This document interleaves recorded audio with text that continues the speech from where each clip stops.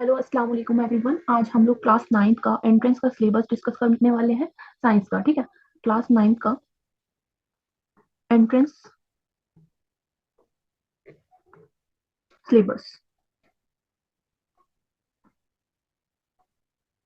Basically यहाँ हम जो कवर करेंगे वो साइंस का कवर करेंगे, जो कि आपकी यूनिवर्सिटीज, कोई भी अदर यूनिवर्सिटीज हो या एएमयू या जामिया हो, आप कंपटीशन कॉम्पिटेटिव एग्जाम देने जा रहे हो तो वो आप ये वाला पार्ट आपके लिए हेल्पफुल रहेगा। ये बेसिकली एनसीईआरटी बेस्ड सिलेबस है और एंट्रेंसेस में यही एनसीईआरटी बेस्ड ही पूछा जाता है। एनसीईआरटी कौन सी क्लास की कंसिडर करनी है आपको? क्लास एट्थ की। ठीक है, तो सबसे फर्स्ट चैप्टर यहाँ पे जो हमसे क्वेश्चन पूछे जाते हैं वो टोटल 30 क्वेश्चन होते हैं। ठीक है, एमयू के अंदर अगर हम लोग देखें, एमयू को अगर हम कंसिडर करें, एमयू पैटर्न में अगर हम देखें तो 30 क्वेश्चन आपको साइंस से देखने को मिलते हैं। 30 क्वेश्चन जिसमें 30 मार्क्स कवर होते हैं आपके, और ये एक स्कोरिंग सब्जेक्ट है तो आपको इसको नहीं छोड़ना है। ठीक है, तो सबसे फर्स्ट आपको देखना है crop production and management. Crop production and management. तो ये आपका जो चैप्टर है, चैप्टर नंबर 1 है, क्लास 8 एनसीईआरटी का। ठीक है, तो इसमें हम लोग एग्रीकल्चर के बारे में पढ़ेंगे। देन आप टाइप्स ऑफ क्रॉप्स क्रॉप्स के बारे में देखेंगे, एग्रीकल्चर प्रैक्टिसेस के बारे में देखेंगे। ठीक है, तो इसको हम डिटेल में आगे की क्लासेस में डिस्कस करेंगे। 1 से 2 मार्क्स का क्वेश्चन आपका यहाँ से कवर होता है।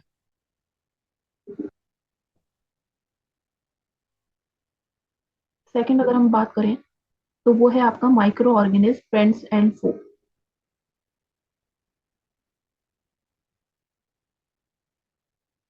तो आप लोगों को पता होगा कि माइक्रो ऑर्गेनिज्म बेसिकली कितने टाइप्स के होते हैं, कौन कौन से होते हैं, like bacteria, algae, fungi, virus. तो इसको हम लोग यहाँ पे कवर करेंगे। ठीक है, एंड हम लोग फ्रेंडली माइक्रो ऑर्गेनिज्म के बारे में भी पढ़ेंगे, लाइक लैक्टोबैसिलस। ठीक है, एंड राइजोबियम बैक्टीरिया। तो इन सब के बारे में हम यहाँ पर पढ़ेंगे। एंड फो, आपके फो मीन्स होता है दुश्मन, जो बैक्टीरिया या फिर जो फंगी आपको हार्म करती है, हार्मफुल माइक्रो ऑर्गेनिज्म जो होते हैं, जो आपको हार्म करते हैं, वो बेसिकली यहाँ पर फो में कंसिडर किए जाएंगे। तो इससे भी आपको 1 से 2 मार्क्स का क्वेश्चन देखने को मिल सकता है। थर्ड अगर मैं बात करूं आपका, तो वो चैप्टर है synthetic fibres and plastics. Synthetic fibres and plastic. Synthetic fibres and plastic में सबसे पहले हम लोग सिंथेटिक फाइबर्स के बारे में देखेंगे, क्रेयॉन, ठीक है, नायलॉन, इन सबको हम यहाँ पे कवर करेंगे। देन टाइप्स ऑफ प्लास्टिक हम लोग देखेंगे, like thermosetting plastic and thermoplastic. ठीक है, एंड बायोडिग्रेडेबल, नॉन बायोडिग्रेडेबल आपके सब्सटेंस यहाँ पे कंसिडर हो जाएंगे। तो यहाँ से भी आपको 1 से 2 मार्क्स का क्वेश्चन देखने को मिल सकता है। फोर्थ चैप्टर है आपका मेटल एंड नॉन मेटल। यहाँ पे हम physical and chemical properties of metal को कवर करेंगे। Physical and metal and non metal. ठीक है, ये भी आपका चैप्टर बहुत इंपॉर्टेंट है, तो इसको भी आपको 1 से 2 मार्क्स का होता है ये। नेक्स्ट आपका चैप्टर है fifth, like combustion and flame. Combustion and flame, सबसे पहले आपको कंबस्शन का मीनिंग पढ़ना है यहाँ पे। ठीक है, टाइप्स ऑफ कंबस्शन पढ़ना है, parts of the end parts and structure of the flame पढ़ना है। ठीक है, outer most zone, inner most zone, middle zone. ठीक है, तो यहाँ पर हम लोग ये कवर करेंगे। तो ये भी आपको 1 से 2 मार्क्स का कवर होगा एग्जाम में। ठीक है, 1 से 2 मार्क्स का आपका पूछा जाता है। नेक्स्ट हम बात करते हैं सिक्स चैप्टर की, that is coal and petroleum. Coal and petroleum, यहाँ पर आप फॉसिल फ्यूल के बारे में पढ़ेंगे, कोल प्रोडक्ट, पेट्रोलियम प्रोडक्ट। ठीक है, तो इसको हम लोग देखेंगे, लाइक कोल प्रोडक्ट क्या होता है आपका? कोल टार। ठीक है, और कोल गैस। पेट्रोलियम प्रोडक्ट में क्या क्या आ जाते हैं? गैसोलीन। ठीक है, और आपका पेट्रोल आ जाता है। ठीक है, डीजल आ जाता है। तो ये सब आपके पेट्रोलियम प्रोडक्ट में आ जाते हैं। और नेचुरल गैस के बारे में भी आप लोग यहाँ पे पढ़ेंगे, लाइक नेचुरल गैस की एग्जाम्पल आपकी सीएनजी है। ठीक है, कंप्रेस नेचुरल गैस। तो हम लोग यहाँ पर इसको कवर करेंगे, ये भी आपका 1 से 2 मार्क्स का आता है। नेक्स्ट हम सेवन चैप्टर की बात करते हैं, conservation of plants and animals. Plants and animals को, जो एनिमल्स खत्म हो जा रहे हैं इन्वायरमेंट में से, उनको बचाना क्यों जरूरी है, उनका क्या नीड है इन्वायरमेंट में। ठीक है, अगर वो खत्म हो जाएंगे तो क्या हो जाएगा। तो यहाँ पर इस चैप्टर में हम लोग ये डिस्कस करेंगे।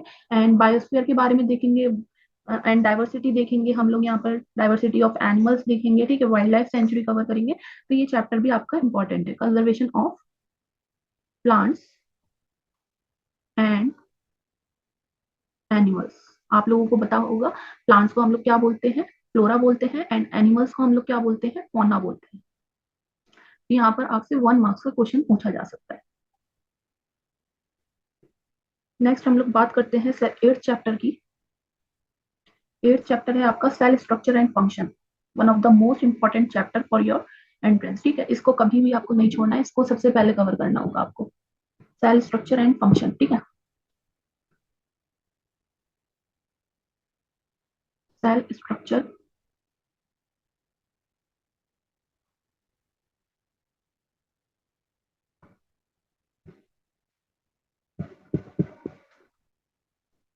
And function.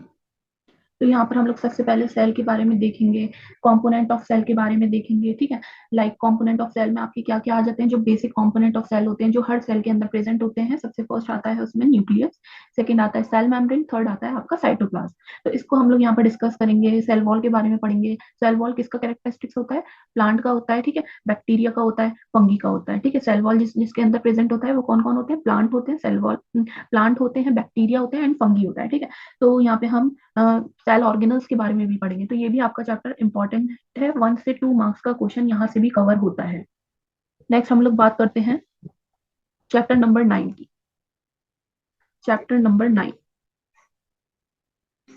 Reproduction in animals. ठीक है, यहाँ पे हम रिप्रोडक्शन इन एनिमल्स देखेंगे। बेसिकली आपको यहाँ पे कवर करना होगा ह्यूमन बीइंग के जो रिप्रोडक्टिव पार्ट्स होते हैं, चाहे वो मेल्स के हों या फीमेल्स के हों। रिप्रोडक्शन इन एनिमल्स, इसमें से भी आपको 1 से 2 मार्क्स का क्वेश्चन देखने को मिल सकता है। ये भी एक इंपॉर्टेंट चैप्टर में आता है। ठीक है, तो इसको आपको बिल्कुल भी नहीं छोड़ना है। नेक्स्ट आपका 10th चैप्टर है। 10th चैप्टर है आपका reaching the age of adolescence. Reaching the age of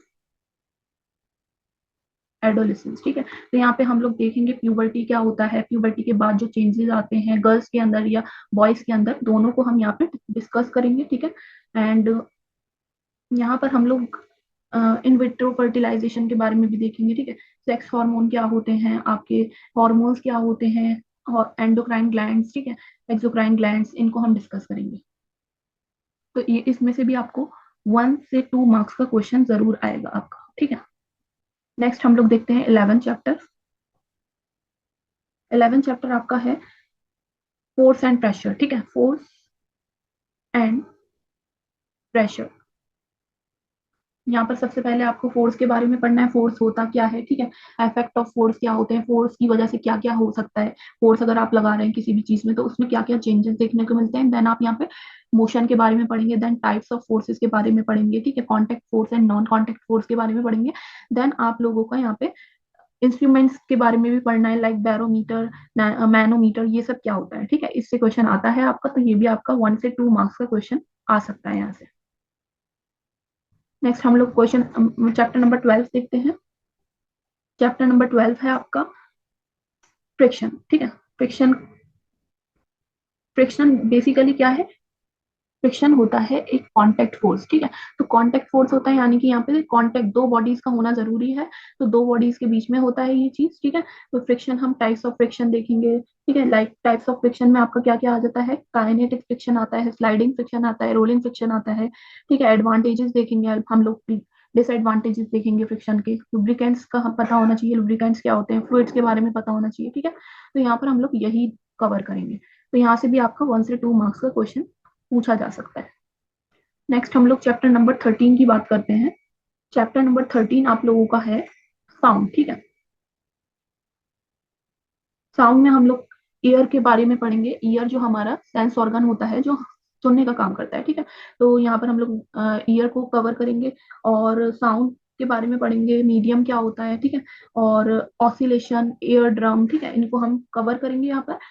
तो इस चैप्टर से भी आपको कवर करना है क्वेश्चंस को अच्छे से, और इसमें से भी आपको 1 से 2 मार्क्स का क्वेश्चन पूछा जा सकता है। नेक्स्ट चैप्टर नंबर 14 की बात करते हैं हम लोग, जो कि आपका साउंड के बाद है लाइट। ठीक है, लाइट में नहीं, चैप्टर नंबर 14 आपका है chemical effects of electric current. ठीक है, chemical effects of electric current. तो यहाँ पे हमें इलेक्ट्रिसिटी के बारे में पढ़ना होगा, इलेक्ट्रिसिटी को प्रोड्यूस करने के लिए किस चीज की जरूरत होती है, ठीक है। तो यहाँ पे हम चार्जेस के बारे में पढ़ेंगे, ठीक है, और फिजिकल चेंजेस के बारे में पढ़ेंगे, फिजिकल चेंजेस जो मतलब फिजिकली देखे जा सके, एंड केमिकल चेंज के बारे में पढ़ेंगे, ठीक है। और आप यहाँ पर पढ़ेंगे कौन सा पुअर कंडक्टर ऑफ इलेक्ट्रिसिटी होता है and good conductor of electricity. यहाँ पे इलेक्ट्रोप्लेटिंग के बारे में पढ़ेंगे, इलेक्ट्रोलाइसिस के बारे में पढ़ेंगे। तो ये भी आपका इंपॉर्टेंट चैप्टर है, तो 1 से 2 मार्क्स का यहाँ से भी आपसे पूछा जा सकता है। नेक्स्ट हम लोग चैप्टर नंबर 15 की बात करते हैं। चैप्टर नंबर 15 है आपका some natural phenomena. Some natural phenomena, इसमें आप अर्थक्वेक, सुनामी, ठीक है, इनके बारे में कवर करेंगे, थंडर स्टॉर्म्स, ठीक है। और आपका यहाँ पर अर्थ के जो लेयर्स होती हैं उनको हम यहाँ पे कवर करेंगे, ठीक है। तो इसमें से भी आपको 1 से 1 मार्क्स का क्वेश्चन पूछा जा सकता है। नेक्स्ट 16 चैप्टर हम लोग देखते हैं।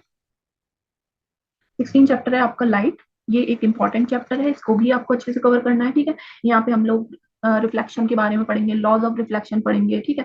और आपका कोन सेल, रॉड सेल्स, आई को हम यहाँ पे कवर करेंगे। साउंड वाले चैप्टर में हम लोग ईयर को कवर करेंगे एंड लाइट वाले चैप्टर में आई को कवर करेंगे। तो ये दोनों चीजें सेंस ऑर्गन में आती है, तो आपको यहाँ पर हेल्पफुल रहेगा ये। आपको याद रखना है, ईयर के पार्ट्स के बारे में देखना जरूरी है एंड आईज के पार्ट्स के बारे में देखना जरूरी है, ठीक है। कैलिडोस्कोप क्या होता है, डिस्पर्जन क्या होता है, इस चैप्टर में हम लोग यहाँ पर कवर करेंगे। ये भी एक one of the most important chapter है, 1 से 2 मार्क्स का क्वेश्चन यहाँ से भी आपसे पूछा जा सकता है। नेक्स्ट हम लोग 17th चैप्टर अपना देखते हैं, कौन सा है।